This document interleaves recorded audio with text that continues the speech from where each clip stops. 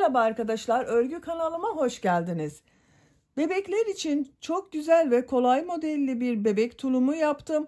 Bugün bunun anlatımını sizlerle paylaşmak istiyorum. Örgüsü çok kolay arkadaşlar, bir günde örüp bitirebileceğiniz bir tulum. Ben bugün anlatımımı 3-6 aylık bebek ölçüsünde anlattım. Ama siz isterseniz yeni doğan bebek için de yaparsınız. 1 yaşındaki bebekler için de yapabilirsiniz. 2, 3, 4, 5 her yaş grubu çocuklarınız için yapabilirsiniz. Bu modeli hem kız bebeklere hem de erkek bebeklere yapılabilir bir model arkadaşlar. Düz trabzanlardan yapıyoruz. Ön bölümünü bu şekilde bir aplik çalışması yaptım bakın. Tulum örgüsüne yakadan zincir yaparak başlıyoruz. Ben bugün 3-6 aylık bebek ölçüsünde anlatıyorum. Bu sayı ile başladım. Siz yeni doğan bebek için yapacaksanız 2 zincir eksik yapabilirsiniz.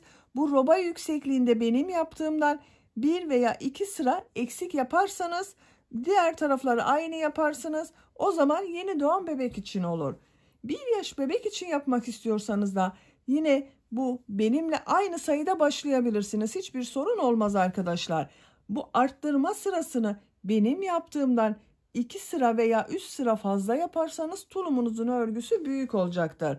Yüksekliklerinde benim yaptığım ölçüden 2-3 sıra fazla yaparsınız. Bacak örgüsünde yine aynı şekilde 2-3 sıra fazla yaptığınız zaman tulumunuz büyük ölçüde olacaktır. Bu tulum örgüsünde iplik olarak Nako Elite Baby markalı bir ipliği kullandım. Anti-peeling özellikli bir iplik arkadaşlar. Kullandığım iplik üzerinde 100 gram iplikte 250 metre var. Bu iplikten bir yumak tam bitti. İkinci yumak iplikten bakın bu kaldı. 2 yumak ipliğe ihtiyacımız var. Renk numarasını soran arkadaşlar için de 11-451. Ama siz bunu istediğiniz renk ve marka iplikleri kullanarak örebilirsiniz arkadaşlar. Aynısını yapmanız gerekmiyor. Ben bazen arkadaşlar soruyor. Onun için ipliğin markasını gösteriyorum. Siz bunu istediğiniz marka iplik ve renkleri kullanarak örebilirsiniz. Tığ olarak da 5 numara 3 milimetre tığ kullandım.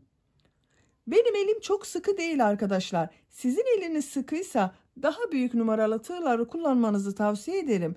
Tığ işi örgülerde küçük numaralı tığ kullandığınız zaman yaptığınız örgüler çok sert olur. Eğer bir de eliniz sıkıysa daha büyük numaralı tığlar ile yaparsanız örgüleriniz daha yumuşak olacaktır. Bu roba bölümüne bakın 2 tane düğme yaptım. Askılı yapıyoruz. Askıları arkadan ördüm. Ön robayla birleştiriyorum. Süsleme olarak ben bir ayıcık apliği yapmayı tercih ettim. Siz bunun yerine istediğiniz gibi süsleme yapabilirsiniz. Bir cep çalışması yapabilirsiniz. Çiçek çalışması yapabilirsiniz. Herhangi istediğiniz gibi bir süsleme yapabilirsiniz. Veya hiçbir şey yapmadan sade olarak kullanabilirsiniz.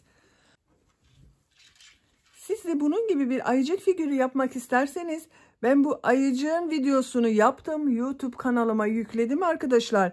Yapmak isteyenler için bu ayıcığın olduğu YouTube linkini bu videonun açıklama bölümüne ekliyorum. Siz izlediğiniz bu videonun açıklama bölümünde bulunan sevimli tığ işi ayıcık figürüne tıklarsanız bunun gibi güzel bir aplik çalışması yapabilirsiniz.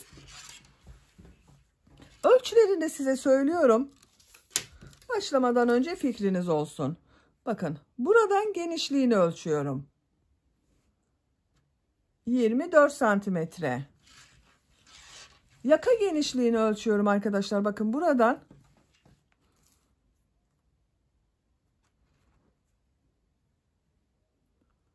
13,5 santimetre yaka genişliği var. Yüksekliğini ölçüyorum. Bacak yüksekliğini ölçüyorum. 16 santimetre bacak yüksekliği var. Bu bacak örgüsünü siz ilk önceleri bakın şu şekilde geriye bükerek kullandığınız zaman 1 aylıkken kullanabilirsiniz arkadaşlar.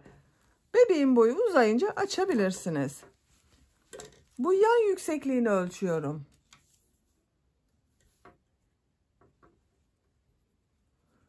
35 santimetre yükseklik var. Bu ölçüde 3-6 aylık bebek için güzel bir ölçü. Benim size söylemiş olduklarım standart bebek ölçüsü arkadaşlar. Bebeğiniz çok zayıfsa bu 6 aylık bebek için olur. Kilolu bir bebekse de daha küçük bebek için olur. Yeni doğan bebek için de kullanabilirsiniz. Bunu takım yaptım ben arkadaşlar. Bakın buna takım olarak çok güzel ve kolay bir bebek şapkası yaptım. Bunu da tığ işi olarak yaptım arkadaşlar. Aynı bu tığ ile bunu yaptım bakın. Siz de benim gibi böyle güzel bir takım yapmak isterseniz bu şapkanın videosunu da ben YouTube kanalıma yükledim. Sizler için bu şapkanın olduğu YouTube linkini bu videonun açıklama bölümüne ekliyorum. İzlediğiniz bu videonun açıklama bölümünde bulunan tığ işi bebek şapkası linkine tıklarsanız siz de böyle kolay ve güzel modelli bir bebek şapkası yapabilirsiniz. Takım oluşturabilirsiniz. Malzemelerini söyledik, ölçülerini verdik. Hazırsanız hep birlikte bu güzel tulumun örgüsüne başlayalım. Örgü kanalıma abone değilseniz abone olmayı unutmayın lütfen. Örgü kanalıma abone olmak ücretsiz. Örgü kanalıma ücretsiz abone olup orada bulunan zil şeklinde dokunarak açık yaparsanız kanalıma video yüklediğim zaman ilk önce size bildirim gelir. Örgülerimden herkesten önce sizin haberiniz olur. İzlediğiniz videolarıma beğeni ve yorumlarınızı da yaparsanız çok sevinirim arkadaşlar. Hepinize kolay gelsin. İyi çalışmalar.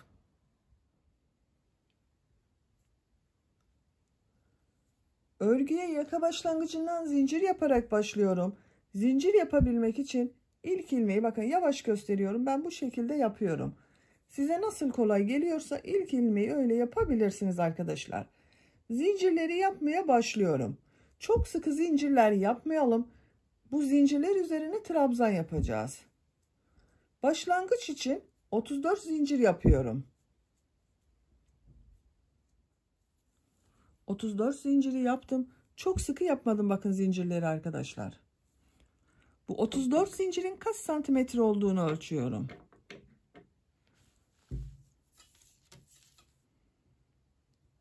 Şu şekilde ölçtüğüm zaman 14 santimetre zincir uzunluğu var. Benim elimin sıklığına göre 14 santimetre için 34 zincir yaptım. Sizin eliniz çok sıkıysa 14 santim olasıya kadar zincir yapın arkadaşlar. 1 yaşındaki bebek için yapıyorsanız 2 zincir fazladan yapabilirsiniz. İpliği tığ üzerine alıyorum. 3 ilmek atlıyorum. 1, 2, 3, 4. ilmek içine trabzan yapıyorum. Trabzan sırası yapıyoruz. Bu 3 ilmek atladığımda bir trabzan oluyor. Diğer zincirler üzerine de trabzan yaparak devam ediyorum. Her zincir üzerine bir trabzan yapıyorum.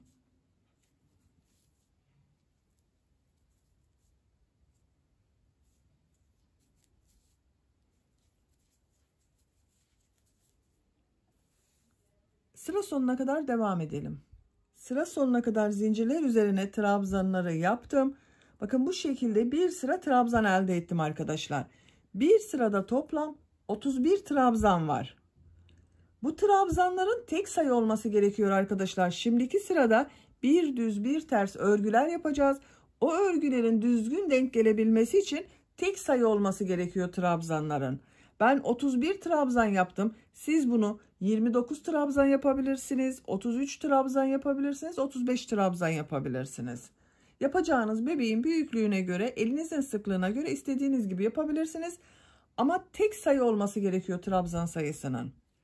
3 zincir yapıyorum. Örgüyü çeviriyorum. Bu sırada bir düz bir ters boşluktan alarak trabzan yapacağız. Bu sıra başında ve sıra sonunda da düğme için düğme ilikleri yapacağız arkadaşlar.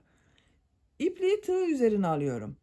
İlk trabzanı boşluktan alıyorum. Bakın düz taraftan boşluktan alıyorum. Trabzan yapıyorum. İpliği tığ üzerine alıyorum. Bu trabzanı ters taraftan boşluktan alıyorum. Trabzan yapıyorum. Bakın bu 3 zincir yaptığımda bir trabzan 1, 2, 3 oldu. Düğme iliği için bir zincir yapıyorum. İpliği tığ üzerine alıyorum. Bu trabzanı atlıyorum. Bakın bunun düz taraftan alarak yapmış olduğum trabzan olması gerekiyor. Bunu atladığım için diğerini Ters taraftan boşluktan alıyorum. Trabzan yapıyorum. Bir zincir yaptım. Bir ilmeği atladım. İkinci ilmeği de bakın ters taraftan boşluktan alarak trabzan yaptım. Düz taraftan boşluktan alıyorum. Trabzan yapıyorum. Ters taraftan boşluktan alıyorum. Trabzan yapıyorum. Yine bir düz bir ters boşluklardan alarak trabzan yapıyoruz.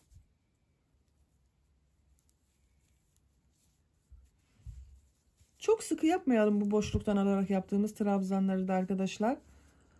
Çok sıkı yapmazsanız tığ işi örgüleriniz daha düzgün ve daha güzel görünür. Görüntüsü böyle, bakın örgünün düz tarafının görüntüsü böyle, düğme iliğinin yeri de böyle arkadaşlar. Sıra sonunda 4 ilmek kalasıya kadar bu şekilde bir düz bir ters boşluktan alarak trabzan yapalım. Sıra sonunda bakın 4 ilmek kalasıya kadar bir düz bir ters boşluktan aldım, trabzan yaptım. En son ters taraftan boşluktan aldım, trabzan yaptım. Düğme iliği için bir zincir yapıyorum. Tığ üzerine iplik alıyorum. Bu trabzanı atlıyorum. Bakın bir ilmek atlıyorum. Diğer trabzanı ters taraftan boşluktan alıyorum. Trabzan yapıyorum. Bir ilmek atladığımız için bakın iki trabzanı ters taraftan boşluktan alarak trabzan yaptım. Düz taraftan boşluktan alıyorum. Trabzan yapıyorum. Son trabzan kaldı bakın. İlk başta 3 ilmek atlayarak yaptığım bir trabzan vardı. Bunu boşluğa tığ takıyorum. Trabzan yapıyorum. Görüntüsüne bakalım. Düz tarafının görüntüsü böyle arkadaşlar. 1, 2, 3 trabzan burada var. Düğme iliğinden sonra burada da aynı şekilde 1, 2, 3 trabzan var bakın. 3 zincir yapıyorum. Örgüyü çeviriyorum. Bu sırada trabzanları nasıl görüyorsam o şekilde boşluktan alarak trabzan yapıyorum. İlk trabzanı ters tarafta görüyorum.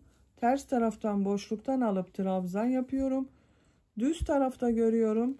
Düz taraftan boşluktan alıyorum. Trabzan yapıyorum. Bakın düğme iliği yaptığım yere geldim. Tığın üzerine iplik alıyorum. Bu bir zincirin üzerine bir trabzan yapıyorum. İpliği tığ üzerine alıyorum. Nasıl görüyorsam o şekilde boşluktan alarak trabzan yapıyorum. Bakın bir düz bir ters boşluktan alarak trabzan yapıyorum. Düğme deliğinin yeri bakın bu şekilde belli oldu arkadaşlar. Bu düğme iliğine kadar devam edelim. Diğer düğme iliği yaptığım yere kadar bakın bir düz bir ters boşluklardan aldım, trabzan yaptım. Bu bir zincirin üzerine bir trabzan yapıyorum. Bunları nasıl görüyorsam o şekilde boşluktan alarak trabzan yapıyorum.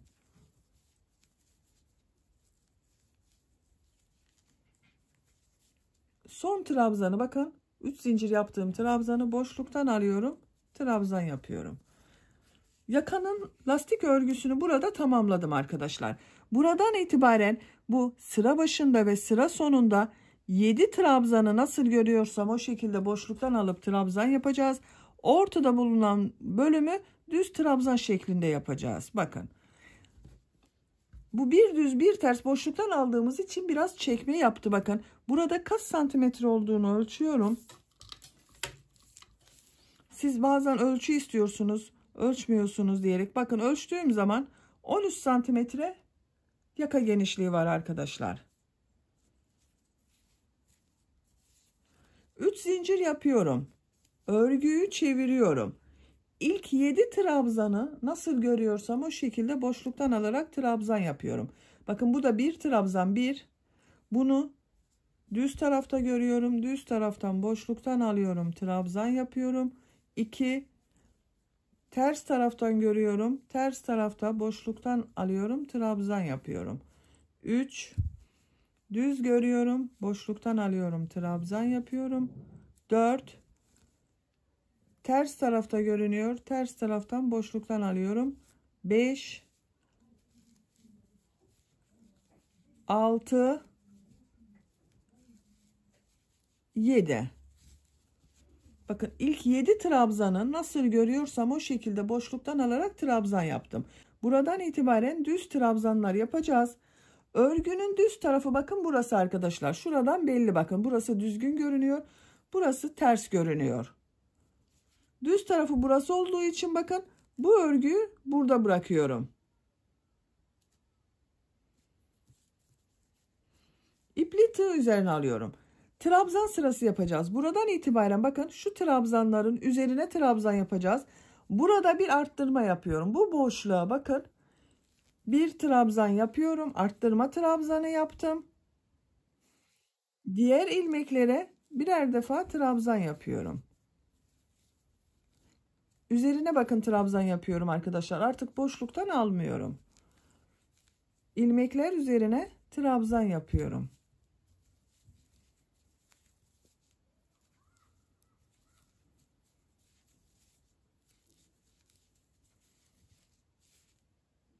Düz tarafının görüntüsü böyle.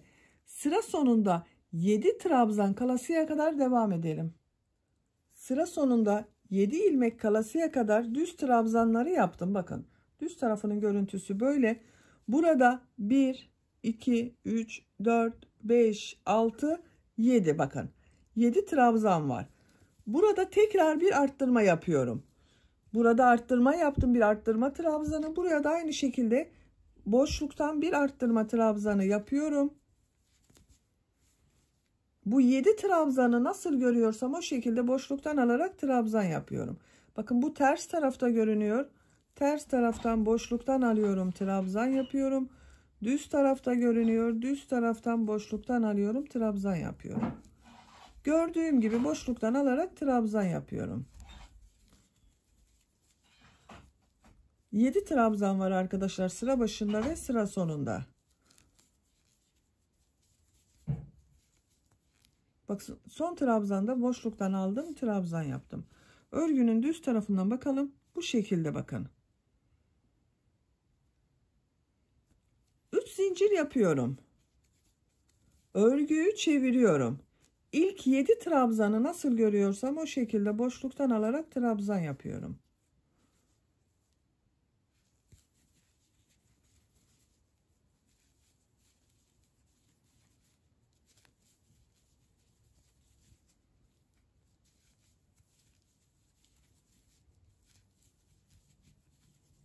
Bakın 2, 4, 6, 7 trabzanı nasıl görüyorsam o şekilde boşluktan aldım, trabzan yaptım. Burada bir arttırma yapıyorum. Her sırada bu 7 trabzandan sonra ve bu 7 trabzandan önce bir trabzan arttırması yapıyorum. Bu boşluktan arttırma trabzanı yapıyorum. Diğer ilmekler üzerine birer defa trabzan yapıyorum.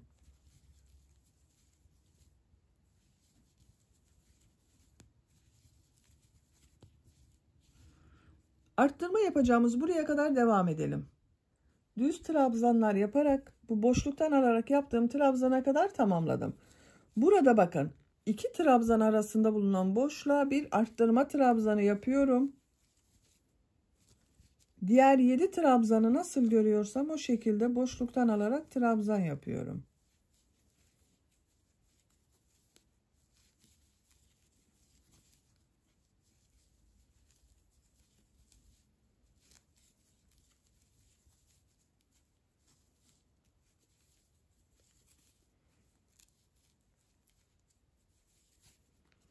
Bakın bu şekilde oldu.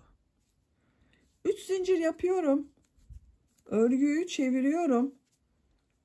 Yine bu 7 trabzanı nasıl görüyorsam o şekilde boşluktan alıp trabzan yapıyorum.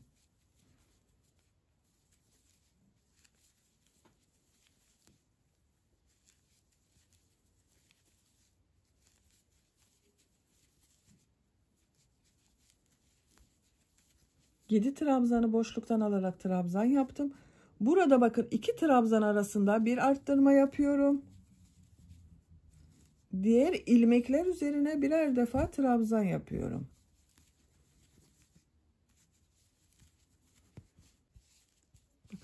Düz tarafının görüntüsü böyle arkadaşlar. Trabzanların üzerine birer defa trabzan yapalım. Burada da bakın bu arttırma yerinde de bir trabzan yapalım. Bu 7 trabzanı nasıl görüyorsan o şekilde boşluktan alıp trabzan yapalım. Sıra sonuna kadar devam edelim. Sıra sonuna kadar tamamladım. Bakın buralarda da arttırma yaptım arkadaşlar. Bu 7 trabzandan önce arttırma trabzanı yaptım. Ön robanın örgüsü bu şekilde devam edecek. Bu sıra başında ve sıra sonunda bulunan 7 trabzanı nasıl görüyorsan o şekilde boşluktan alıp trabzan yapalım. Buralarda bakın birer trabzan arttırması yapmayı unutmayalım her iki taraftan da. Bunları da düz trabzanlar yaparak yakanın örgüsüne devam edelim. Ön robanın örgüsünü arttırmalar yaparak tamamladım. Kaç sıra yaptığımı sayıyorum. Bakın trabzan sıralarını sayıyorum arkadaşlar. Buradan itibaren arttırmaya başladım. 1, 2, 3, 4, 5, 6, 7, 8, 9. 9 sıra her iki taraftan arttırma yaptım. Kaç trabzan olduğunu sayıyorum burada bakın. 2, 4, 6, 8, 10, 12, 14, 16, 18, 20, 22, 24, 26, 28, 30, 32, 34, 36, 38, 40, 42, 44, 46, 48, bir de son 49 trabzan var. Bir sıra üzerinde 49 trabzan var. Arttırmayı burada bitirmiyorum. Bu ön robadan arttırmalara devam ediyorum. Buradan itibaren arka bölümü de başlıyoruz arkadaşlar. Arka bölümü yapmak için zincir yapıyorum. Şu şekilde bakın.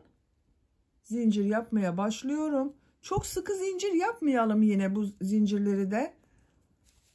Toplam 53 zincir yapalım. 53 zinciri yaptım. Bakın çok sıkı zincir yapmadım arkadaşlar. Burası arka bölümün zincirleri oluyor. Bu zincirleri bakın ön bölümün diğer tarafıyla birleştiriyorum. Tığın üzerine iplik almadan burada bulunan bakın son ilmek üzerine tığı takıyorum. İlmek kaydırma yaparak burayı birleştiriyorum.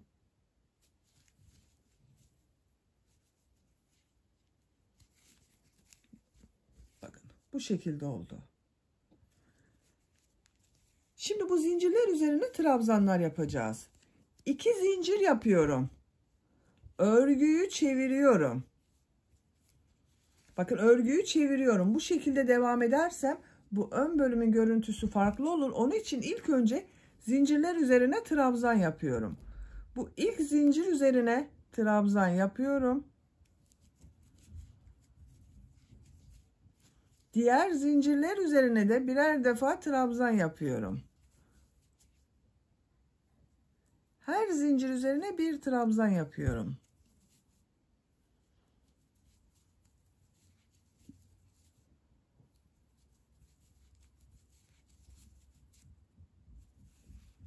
Zincirler üzerine trabzanlar yaparak buraya kadar devam edelim. Zincirler üzerine trabzanlar yaparak bakın bu bir düz bir ters yaptığım yere kadar tamamladım. Bu zincirler üzerinde toplam 53 trabzan oldu arkadaşlar. Bu trabzanların tek sayı olması gerekiyor. Bir sonraki sırada bu trabzanları bir düz bir ters boşluktan alıp trabzan yapacağız. Aynı bunun gibi denk gelmesi için burada yaptığımız zincir sayısının tek sayı olması gerekiyor. Bakın bir düz bir ters yaptığım yere geldim. Bu ilk trabzanı bakın düz tarafta görünüyor. Düz taraftan alıyorum, trabzan yapıyorum. Bu kenarda 3 zincir yaparak yaptığım trabzan düz tarafta görünüyordu. Bakın örgünün düz tarafı burası. Diğeri ters tarafta görünüyor. Ters taraftan boşluktan alıyorum, trabzan yapıyorum. Nasıl görüyorsam o şekilde boşluktan alarak trabzan yapıyorum.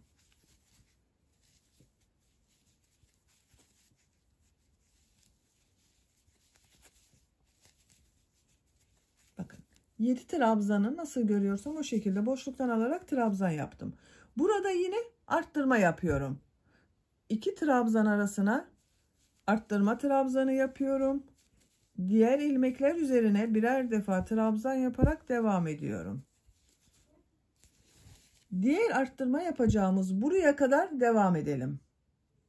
Bakın diğer patın olduğu yere kadar düz trabzanları yaptım. Burada yine 2 trabzan arasına arttırma trabzanı yapıyorum. Bu trabzanları nasıl görüyorsam o şekilde boşluktan alarak trabzan yapıyorum.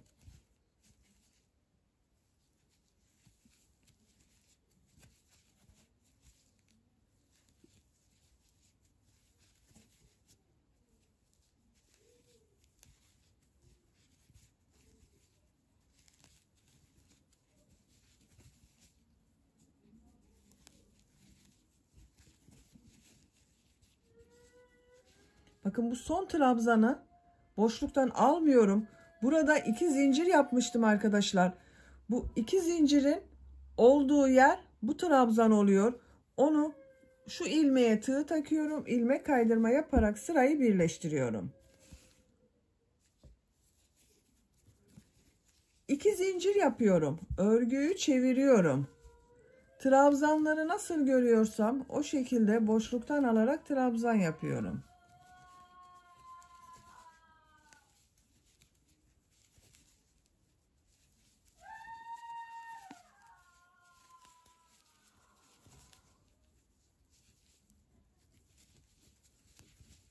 Bakın arttırma yapacağım yere geldim. Burada yine bir arttırma trabzanı yapıyorum.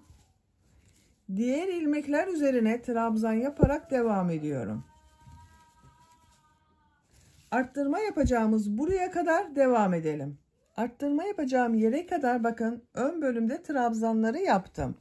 Buraya arttırma yapıyorum bakın. Düz tarafı burası örgünün arkadaşlar. Bu bir düz bir ters yaptığım yerden öncedeyim. Buraya arttırma trabzanı yapıyorum. Bu trabzanları nasıl görüyorsam o şekilde boşluktan alıyorum, trabzan yapıyorum.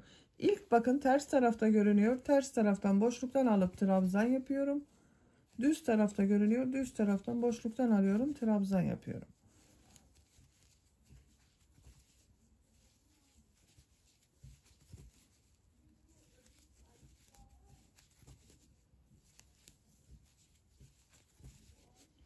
Bakın son boşluktan aldığım trabzanı da yaptım. Şöyle baktığımız zaman arkadaşlar bakın şu şekilde. Düz tarafı burası. Trabzan yaptığım yere geldim. Zincirler üzerine trabzan yaptım. Oradayım. Bakın bu trabzanı ters taraftan boşluktan aldım. Trabzan yapıyorum. Burada zincirin üzerinde bulunan ilk trabzanı düz taraftan boşluktan alıyorum. Trabzan yapıyorum. Hiç sıralamayı bozmadım bakın. Ters taraftan boşluktan alıyorum, trabzan yapıyorum. Bir düz bir ters boşluklardan alarak trabzan yapıyoruz.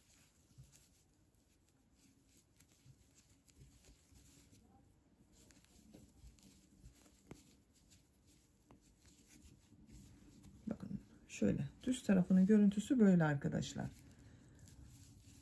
Bu trabzanları bir düz bir ters boşluktan alıp trabzan yaparak bu sıra sonuna kadar devam edelim. Trabzanları bir düz bir ters boşluktan aldım, trabzan yaptım, sıra sonuna kadar tamamladım. Bakın bu şekilde bir görüntü oldu arkadaşlar. En son ilmeği bakın düz taraftan boşluktan aldım, trabzan yaptım. Bu ilmek ile bakın bu ön patta yaptığım bu ilmeği zincir boşluğuna tığ takıyorum, ilmek aldım, ilmek kaydırma yaparak sırayı birleştirdim. 2 zincir yapıyorum, örgüyü çeviriyorum. Bakın burada da sıralama bozulmadı arkadaşlar. Bir düz bir ters görüntüsü oldu. Nasıl görüyorsam o şekilde boşluktan alarak trabzan yapıyorum. Bakın bunu ters tarafta görüyorum. Ters taraftan boşluktan alıyorum, trabzan yapıyorum. Düz tarafta görüyorum. Boşluktan alıyorum, trabzan yapıyorum.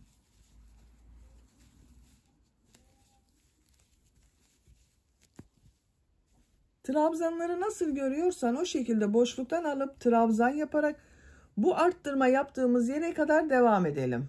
Arttırma yapacağım yere kadar trabzanları nasıl görüyorsam o şekilde boşluktan aldım, trabzan yaptım. Bu ön bölümde arttırmayı yapıyorum bakın arkadaşlar. 2 trabzan arasına arttırma trabzanı yapıyorum. Diğer ilmekler üzerine birer defa trabzan yapıyorum. Burada da arttırma yapacağız. Arttırma yapmak için buraya kadar devam edelim.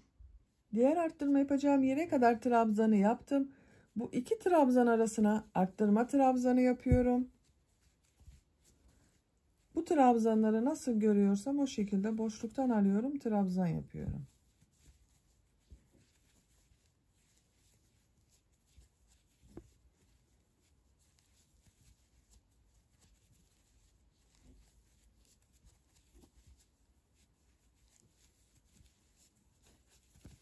Bakın son trabzanı da burada 3 zincir yaptığım bir yer var. İlmek kaydırma yaparak orayla birleştiriyorum. İpliği burada kesiyorum arkadaşlar.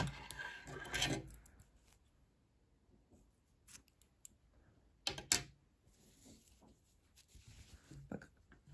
Roba bölümünü bitirdik. Arka bölümün lastik örgülerini de yaptık. Bu sıradan itibaren tulumun örgüsüne trabzan sırası olarak devam ediyorum. Bu bir düz bir ters örgüleri burada bitirdim. Bu birleştirme yaptığımız yerlerin daha düzgün görünebilmesi için buranın orta noktasından başlıyorum arkadaşlar. Arka bölümün orta noktasından başlıyorum. Bakın sayıyorum. Kaç tane? 2, 4, 6, 8, 10, 12, 14, 16, 18, 20, 22, 24, 26 tane düz görünümlü trabzan var. 13 bir tarafta, 13 bir tarafta olacak. Buradan sayıyorum 13 tane. 1, 2, 3, 4, 5, 6, 7, 8, 9, 10, 11, 12, 13. Bakın buraya bir işaret takıyorum.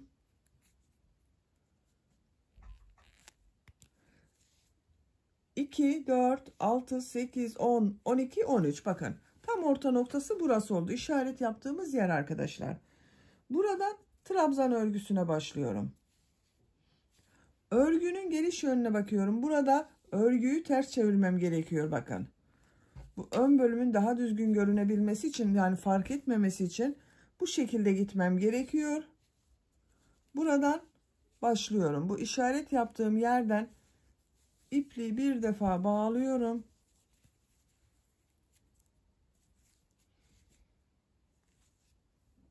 İlmek yaptım. 2 zincir yapıyorum.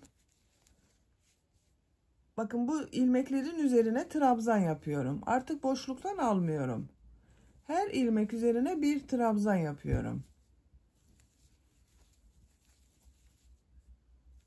Bağladığım ipliğin ucunu da içeride tutuyorum.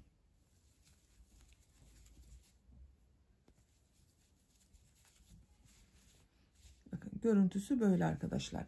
Her ilmek üzerine birer defa trabzan yaparak sıra sonuna kadar devam edelim. Sıra sonuna kadar trabzanları yaptım. Son ilmek ile burada yaptığım ilk ilmeği ilmek kaydırma yaparak sırayı birleştiriyorum. 2 zincir yapıyorum. Örgüyü çeviriyorum. Bakın bir sıra trabzan sırası yaptık arkadaşlar. Bu bir sıra üzerinde benim toplam 108 trabzan var. Trabzan sırası yaparak devam ediyorum. Bakın gördüğüm şu ilmeğe bakın arkadaşlar. Bu ilmek üzerine trabzan yapıyorum. Bu sıra başında ve sıra sonunda battığınız ilmekleri yanlış batarsanız arttırma veya eksiltme yapabilirsiniz. Bakın bu ilmeğe trabzan yaptım. Sıra sonunda da bu ilmek üzerine trabzan yapıyorum. O zaman trabzan eksilmiyor veya artmıyor arkadaşlar. Her ilmek üzerine birer defa trabzan yapıyorum.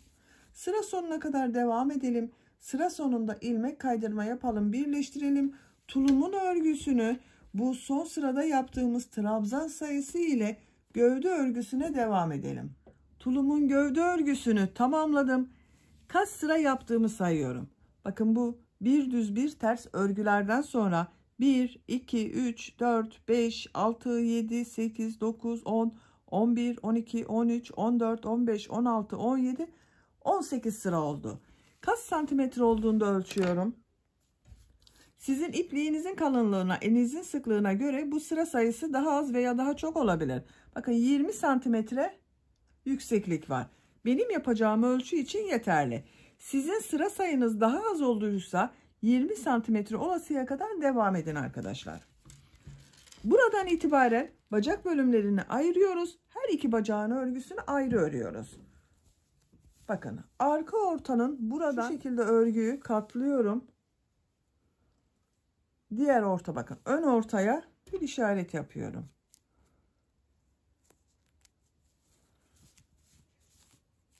Kaç ilmek olduğunu sayıyorum bakın. 2, 4, 6, 8, 10, 12, 14, 16, 18, 20, 22, 24, 26, 28, 30, 32, 34, 36, 38, 40, 42, 44, 46, 48, 50, 52, 54. 54 trabzan var burada arkadaşlar. Diğer bacak örgüsünde sayıyorum. 2, 4, 6, 8, 10, 12, 14, 16, 18, 20, 22, 24, 26, 28, 30, 32, 34, 36, 38, 40, 42, 44, 46, 48, 50, 52, 54. 54'te bu bacak örgüsü var bakın. Şu şekilde katladığımız zaman daha iyi anlaşılır.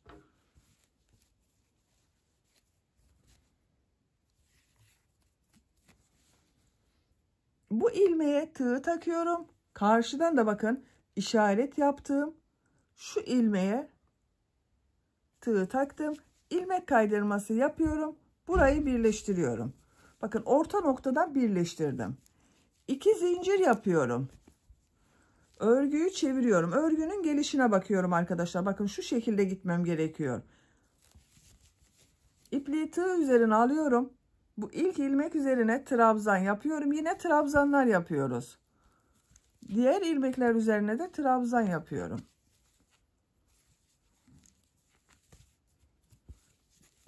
Her ilmek üzerine bir trabzan yapıyorum.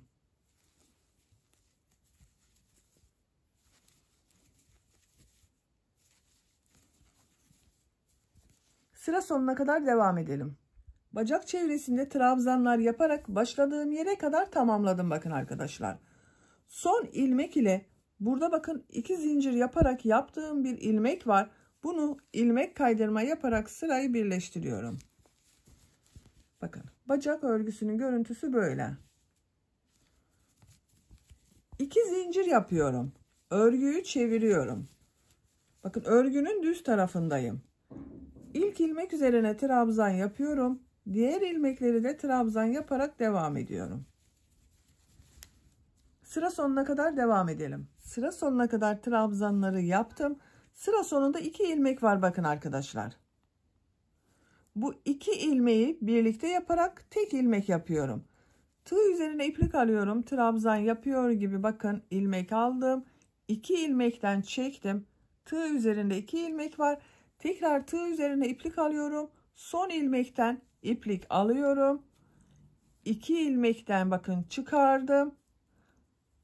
Tığ üzerinde 3 ilmek var. Hepsini içinden bir defada çekiyorum. 2 trabzanı tek ilmek şeklinde yaptık. Burada bir kesme yaptım.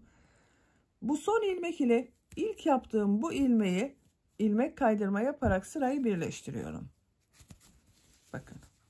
Burada bir kesme yaptım. 2 zincir yapıyorum. Örgüyü çeviriyorum. Bacak örgüsünde de gövdede yaptığımız gibi örgüyü çevirerek örüyoruz arkadaşlar. Çevirmeden düz devam ederseniz görüntü farklı olur. Buranın örgüsüyle bacak örgüsünün görüntüsü farklı olur. İlk ilmek üzerine trabzan yapıyorum. Diğer ilmekleri de trabzan yaparak devam ediyorum. Bu bir sırada toplam 53 trabzan oldu arkadaşlar. İlk başlangıçta 54 trabzan vardı. Burada bir kesme yaptım. Bir sırada 53 trabzan var. Sıra sonuna kadar trabzan yaparak devam edelim. Sıra sonunda 2 ilmek kalasıya kadar trabzanları yaptım. Bu 2 ilmeği yapmadım. Bunları birlikte yaparak kesme yapacağız arkadaşlar. Bakın trabzan yapıyor gibi çektim. İlmek aldım. İkisinden çıkardım. Bekletiyorum. Tekrar tığ üzerine iplik alıyorum. Bu son ilmekten bakın. İlmek aldım. Çıkardım. Bekletiyorum. 3 ilmek var. 3'ün içinden bir defa da çekiyorum. 2 trabzan yapıyor gibi yaptım. Bakın burada bir ilmek oldu. Son ilmek ile ilk ilmeği ilmek kaydırma yaparak birleştiriyorum. Kesmeleri hep sıra sonlarında yapıyorum. Bakın her sırada bir ilmek kesmesi yapıyorum arkadaşlar. 2 zincir yapıyorum. Örgüyü çeviriyorum. Bu bir sıra üzerinde 52 ilmek oldu. Bu kesme yaptığım bakın 2 trabzanın üzerinde bir ilmek var. Bunun üzerine trabzan yapıyorum. Diğer ilmekler üzerine de trabzan yaparak devam ediyorum. Sıra sonunda yine kesme yapacağız. Bu 2 ilmek kalasıya kadar devam edelim. Sıra sonunda 2 ilmek kalasıya kadar bakın trabzanları yaptım. Bakın bu 2 ilmek kaldı arkadaşlar. Bu ve bu. Bunu birlikte yapıyorum. Kesme yapıyorum bir tane. Son ilmekten de trabzan yapıyor gibi aldım. Bakın tığ üzerinde 3 ilmek var. 3'ün içinden bir defa da çekiyorum. Tek ilmek oldu. Son ilmek ile ilk ilmeği ilmek kaydırma yaparak sırayı birleştiriyorum. Bu bir sırada toplam 51 ilmek var arkadaşlar. Kesme yaptık. 51 ilmek oldu. 2 zincir yapıyorum. Örgüyü çeviriyorum. Bakın bu kesme yaptığım ilmek var. Bakın 2 trabzanın üzerinde bundan başlıyorum. İlk trabzanı yapıyorum. Diğer ilmekler üzerine de trabzan yaparak devam ediyorum. Sıra sonunda yine kesme yapacağız. Burada bu 2 ilmek kalasıya kadar devam edelim. Sıra sonunda bakın 2 ilmek kalasıya kadar trabzanları yaptım. Burada tekrar kesme yapıyorum bakın arkadaşlar. 2 ilmek üzerine birlikte trabzan yapıyorum.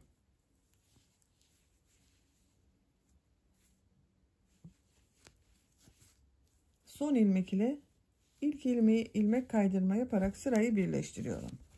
Bakın kesmeleri bu sırada bitiriyorum arkadaşlar. Bu bir sırada 50 ilmek var. 50 trabzan olacak üzerine. 2 zincir yapıyorum. Bakın örgüyü çeviriyorum. Bu kesme yaptığım ilmek üzerine trabzan yapıyorum. Diğer ilmekler üzerine de trabzan yaparak devam ediyorum. Bakın bacak örgüsünün görüntüsü böyle. Her ilmek üzerine birer defa trabzan yaparak sıra sonuna kadar devam edelim. Sıra sonunda kesme yapmayacağız. Son ilmeğe kadar trabzan yapalım arkadaşlar. Sıra sonuna kadar trabzanları yaptım. Bakın son ilmeğe de trabzan yaptım arkadaşlar. Kesme yapmıyorum bu sırada. Bu son ilmek ile ilk ilmeği ilmek kaydırma yaparak sırayı birleştiriyorum. Bu bir sırada toplam 50 trabzan oldu. Artık bacak örgüsü bu 50 trabzan ile devam edecek. 2 zincir yapıyorum. Örgüyü çeviriyorum. Gördüğüm bu ilk trabzanın üzerine trabzan yapıyorum. Diğer ilmekler üzerine de trabzan yaparak devam ediyorum.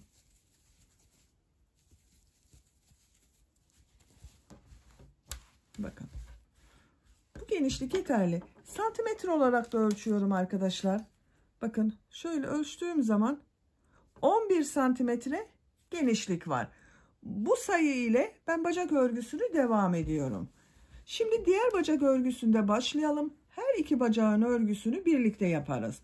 Bir yumak iplik bitti bakın arkadaşlar. Bir yumak iplikten bu kaldı. Diğer bacak örgüsünü ikinci yumak iplik ile başlıyorum.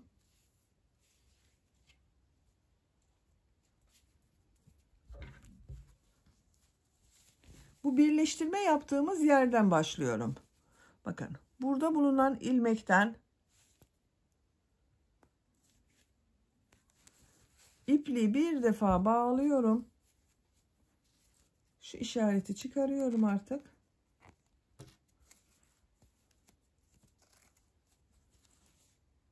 İlmek yapıyorum. 2 zincir yapıyorum. Örgünün gelişine bakıyorum. İç taraftan devam ediyorum. Bu ilk ilmek üzerine trabzan yapıyorum. İpliğin ucunu da içeride tutuyorum. Bağladığım ipliğin ucunu. Şu şekilde bakın.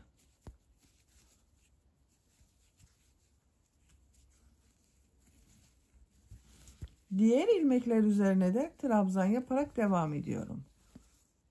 Her ilmek üzerine bir trabzan yapıyorum. Bacak örgüleri için 54 trabzan ayırmıştık arkadaşlar. Bu bacak örgüsünde de burada olan bacak örgüsü bakın burada 54 trabzan vardı. Bu bacak örgüsünde de 54 trabzan olması gerekiyor. Eşit olsun arkadaşlar. Sıra sonuna kadar trabzan yaparak devam edelim. Sıra sonuna kadar trabzanları yaptım. Son ilmek ile bu ilk yaptığım bakın ilmeğe ilmek kaydırma yaparak sırayı birleştiriyorum. İkinci bacak örgüsünde de ilk sıra trabzanları yaptım. Bu bir sıra üzerinde 54 trabzan var arkadaşlar. Bakın diğer bacak örgüsünü de 54 trabzan ile başladım. Bu bacak örgüsünde de 54 trabzan ile yaptım. 2 zincir yapıyorum. Örgüyü çeviriyorum. İlk ilmek üzerine trabzan yapıyorum. Diğer ilmekleri de trabzan yaparak devam ediyorum. Bu sıradan itibaren sıra sonunda kesmelere başlıyoruz. Bu sıra sonunda 2 ilmek kalasıya kadar trabzanlar yaparak devam edelim. Sıra sonunda 2 ilmek kalasıya kadar trabzanları yaptım. Bu 2 ilmeği birlikte yapıyoruz. Tek ilmek yapıyoruz bakın. Trabzan yapıyor gibi aldım. Bekletiyorum. Tekrar tığ üzerine iplik alıyorum. İlmek aldım, çıkardım. 2 ilmekten çektim. Çıkarıyorum. Bakın 2 trabzanı birlikte yaptım. Tek ilmek oldu. Son ilmek ile ilk yaptığım bu ilmeği ilmek kaydırma yaparak birleştiriyorum. Birleştirme yaptığım yerin görüntüsü bu şekilde. 2 zincir yapıyorum. Örgüyü çeviriyorum. İlk ilmek üzerine trabzan yapıyorum. Diğer ilmekleri de trabzan yaparak devam ediyorum. Sıra sonuna kadar devam edelim. Sıra sonunda 2 ilmek kalasıya kadar trabzanı yaptım. Bu 2 ilmeği birlikte trabzan yapıyorum. Burada bir kesme yaptım bakın. Son ilmek ile ilk ilmeği ilmek kaydırma yapıyorum. 2 zincir yapıyorum. Örgüyü çeviriyorum. Bu birlikte yaptığım bakın ilmeğin üzerine bir trabzan yapıyorum. Diğer ilmekler üzerine de trabzan yaparak devam ediyorum. Sıra sonunda 2 ilmek kalasıya kadar devam edelim. Sıra sonunda 2 ilmek kalasıya kadar trabzanı yaptım. Sıra sonunda tekrar kesme yapıyorum bakın.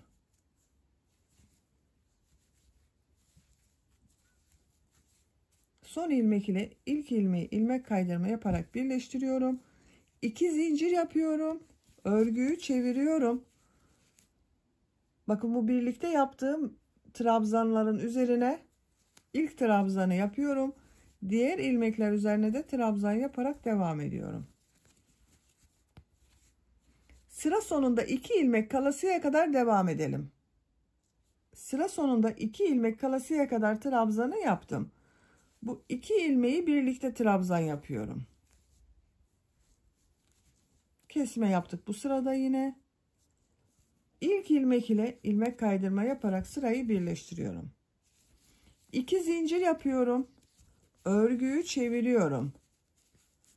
Bakın bu kesme yaptığım ilmeğin üzerine trabzan yapıyorum. Diğer ilmekler üzerine de trabzan yaparak devam ediyorum. Sıra sonuna kadar devam edelim. Sıra sonuna kadar her ilmek üzerine bir defa trabzan yaptım. Son ilmek üzerine de trabzan yaptım. Bakın bu sırada kesme yapmadım. Son ilmek ile ilk ilmeği ilmek kaydırma yaparak birleştiriyorum. Bu bacak örgüsünde de diğer bacak örgüsünde olduğu gibi 50 trabzan oldu arkadaşlar. Bu sayı ile bacak örgülerine devam ediyoruz. Her iki bacak örgüsünü bu trabzan sırasını tekrarlayarak devam edelim. Tulumun bir bacak örgüsünü tamamladım. Bakın bu şekilde yaptım arkadaşlar. Trabzan sırası yaptım. Uç bölümde de burada yaptığım gibi bir düz bir ters örgüler yaptım. Bu bir düz bir ters örgüleri yaparken arada kesmelerde yaptım. Görüntüsü bu şekilde oldu. Bu bacak örgüsünü kaç santimetre yaptığımı ölçüyorum. Bakın trabzan sırasını diğer bacak örgüsünde trabzan sırasını tamamladım. Bu bir düz bir ters örgüleri sizinle birlikte yapalım. Kaç sıra trabzan yaptığımı sayıyorum bakın buradan. 2, 4, 6, 8, 10, 12, 14 sıra oldu. Kaç santimetre olduğunu da ölçüyorum. 13 santimetre yükseklik var. Bitmiş olarak yüksekliğini ölçüyorum arkadaşlar. 16 santimetre.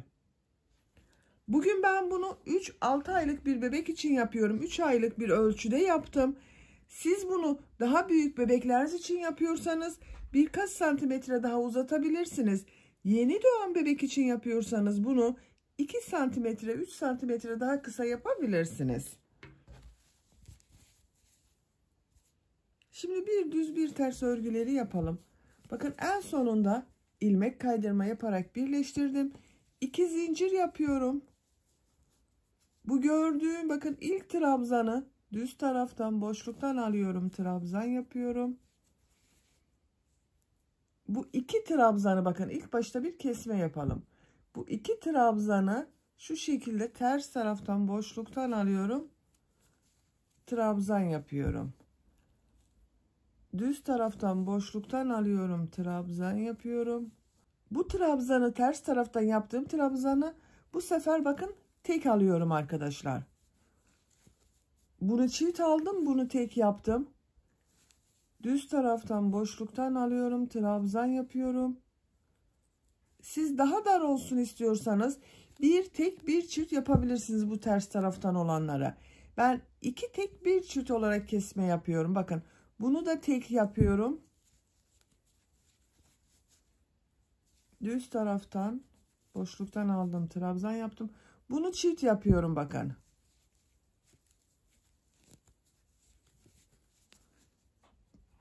Düz taraftan boşluktan alıyorum. Trabzan yapıyorum.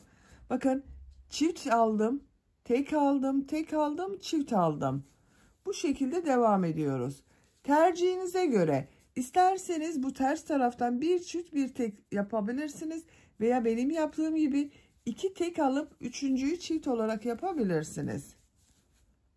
Sıra sonuna kadar devam edelim. Sıra sonuna kadar bir düz bir ters boşluktan alıp trabzan yaptım. Bakın son trabzanı da düz taraftan boşluktan aldım, trabzan yaptım. Sıra başında da bakın düz taraftan boşluktan aldım, trabzan yaptım. Bu ilmek ile ilk yaptığım ilmeği ilmek kaydırma yaparak sırayı birleştiriyorum. Bu iki zincir yaptığımda ters tarafta görünen trabzan oldu arkadaşlar. Bakın bacak örgüsünde aralarda kesmeler yaptım. Biraz topladı bakın bu şekilde oldu görüntüsü. 2 zincir yapıyorum. Bu sırada bu trabzanları nasıl görüyorsan o şekilde boşluktan alarak trabzan yapıyorum. Düz gördüklerimi düz taraftan boşluktan alıyorum. Ters tarafta gördüklerimi ters taraftan boşluktan alıyorum. Trabzan yapıyorum.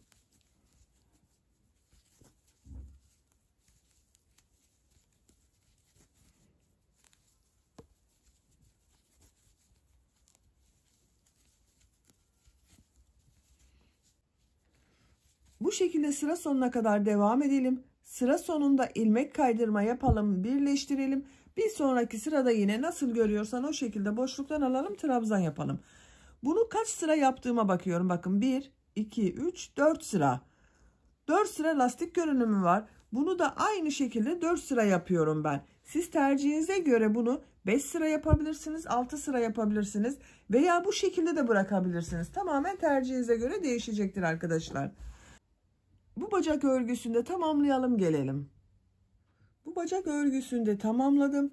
Sıra sonunda ilmek kaydırma yaparak birleştirdiğim ipliği kestim arkadaşlar. Her iki bacağın örgüsü tamam bakın bu şekilde. Görüntüsü böyle. Şimdi askılarını yapalım. Askılarını bakın roba bölümünün burada düğme ilikleri yaptım. Askılarını yapacağız. Askılara düğme dikip burayla birleştireceğiz.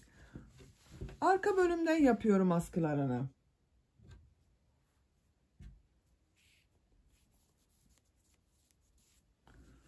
Bakın orta noktası bu birleştirme yaptığım yer vardı. Bakın burada burası bakın orta nokta. Buradan sayıyorum.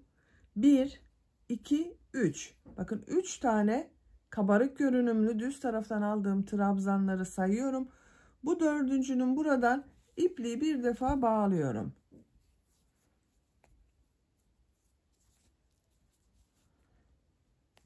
Bir ilmek yapıyorum bakın şu şekilde. Bu dördüncü olan trabzandan bir ilmek yapıyorum. 3 zincir yapıyorum. İpliği tığ üzerine alıyorum. Bu ön patlarda 7 trabzanı bir düz bir ters örgüler yaptık. Askılarda da 7 trabzanı aynı şekilde yapacağız arkadaşlar. Bakın bunu 3 zincir yaptım. Bu trabzanı ters taraftan boşluktan alıyorum. Trabzan yapıyorum.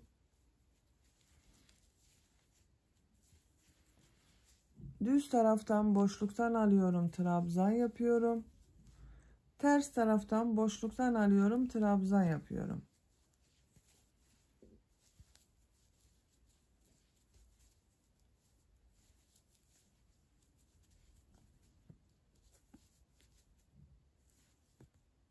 Bakın son trabzanı yapıyorum. Düz taraftan boşluktan alıyorum. Trabzan yapıyorum.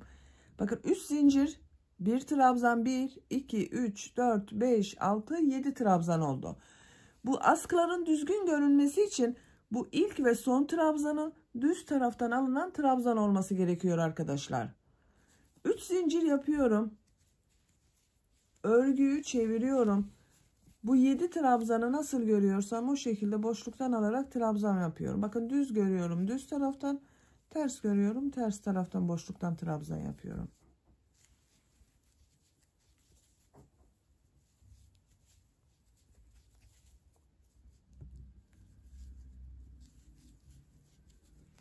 Son trabzanda bu 3 zincir yaptığım bir trabzan var. Boşluğa tığ takıyorum. Trabzan yapıyorum. 3 zincir yapıyorum. Örgüyü çeviriyorum. Yine nasıl görüyorsam o şekilde boşluktan alarak trabzan yapıyorum.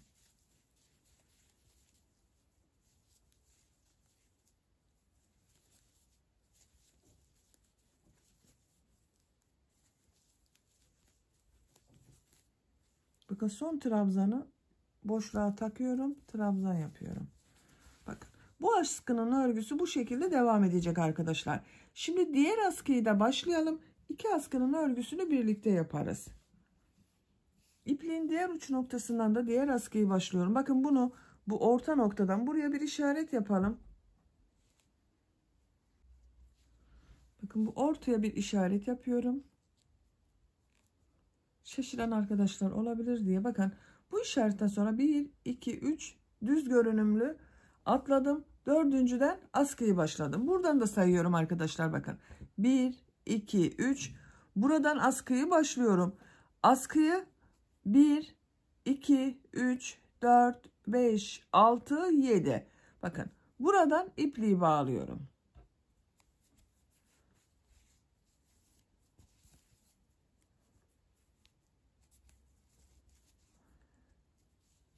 Bu boşluktan aldığım trabzandan bir ilmek yapıyorum. 3 zincir yapıyorum.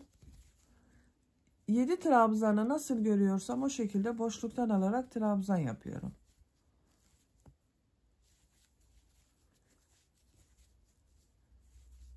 Yedi trabzan diyorum arkadaşlar. Bu 3 zincir yaptığımda bir trabzan. Onunla birlikte 7.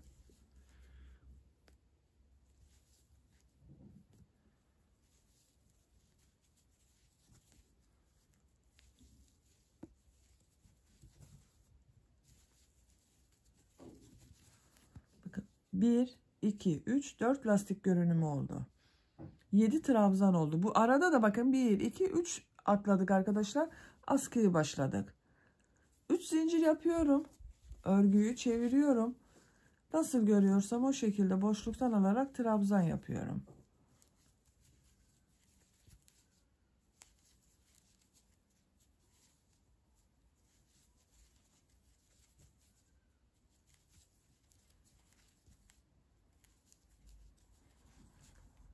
Üç zincir yapıyorum. Örgüyü çeviriyorum. Trabzanları gördüğüm gibi boşluktan alarak trabzan yapıyorum. Bakın bu askının örgüsü de böyle devam edecek. Her iki askının örgüsünü tamamlayalım. Bakın omuzundan geçireceğiz bebeğin arkadaşlar. Burada birleştireceğiz. Tamamlayalım gelelim. Tulumun iki askısının örgüsünü ben tamamladım arkadaşlar. Benim yapacağım ölçü için bu yükseklik yeterli. Kaç sıra askı yaptığımı sayıyorum. 2, 4, 6, 8, 10, 12, 14, 16, 18, 20, 22, 24, 26, 28, 30, 32, 34, 36 sıra askı uzunluğu yaptım. Kaç santimetre olduğunu da ölçüyorum.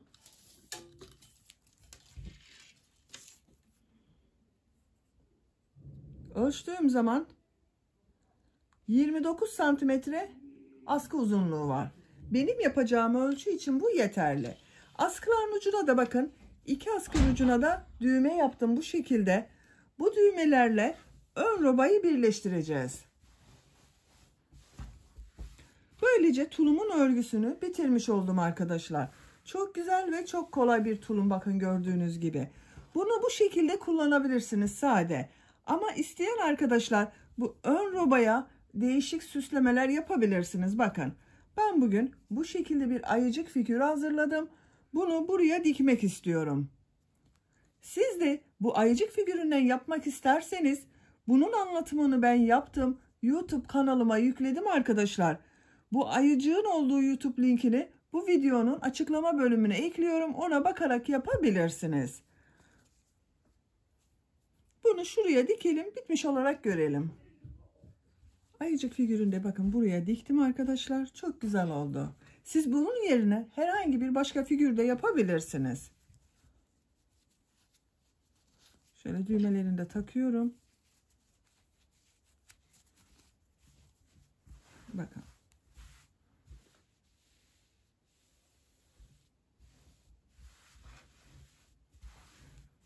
Bitmiş olarak size ölçülerini söylüyorum. Kol altının bakın buradan gövde genişliğini ölçüyorum. 24 santimetre. Buradan gövde genişliğini ölçüyorum. 27 santimetre. Yüksekliğini ölçüyorum arkadaşlar. İlk önce bacak boyunu ölçüyorum.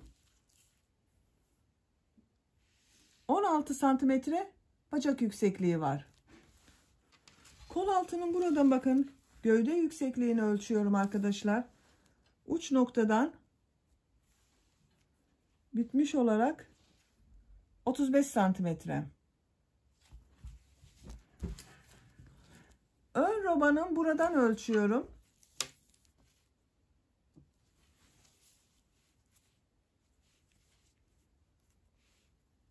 44 santimetre yükseklik var. Bu ölçüde 3-6 aylık bebek için güzel bir ölçü arkadaşlar. İlk önceleri bakın bebeğin üzerine giydirdiğiniz zaman bacak boyunu şu şekilde geriye bükerek kullanabilirsiniz. 1 aylıktan itibaren kullanılabilecek bir ölçü arkadaşlar. Bebeğiniz çok kilolu olmazsa 1 yaşına kadar da kullanılabilir. Arka görüntüsüne bakalım. Böyle. İkinci yumak iplikten de bu kaldı bakın. Bir yumak ipliği tam bitirdim. İkinciden de bu kaldı. 2 yumak ipliğe ihtiyacımız var. Böylece bir örgü anlatımının da sonuna gelmiş oldum. Beni dinlediğiniz ve izlediğiniz için hepinize çok teşekkür ederim. Örgü kanalıma abone değilseniz abone olmayı unutmayın lütfen. Örgü kanalıma abone olmak ücretsiz. Örgü kanalıma ücretsiz abone olup orada bulunan zil şeklinde dokunarak açık yaparsanız kanalıma video yüklediğim zaman ilk önce size bildirim gelir. Örgülerimden herkesten önce sizin haberiniz olur. İzlediğiniz videolarıma beğeni ve yorumlarınızı da yaparsanız çok sevinirim arkadaşlar. Sizlerle yeni örgülerde görüşmek dileğiyle. Hoşça kalın, sevgiyle kalın.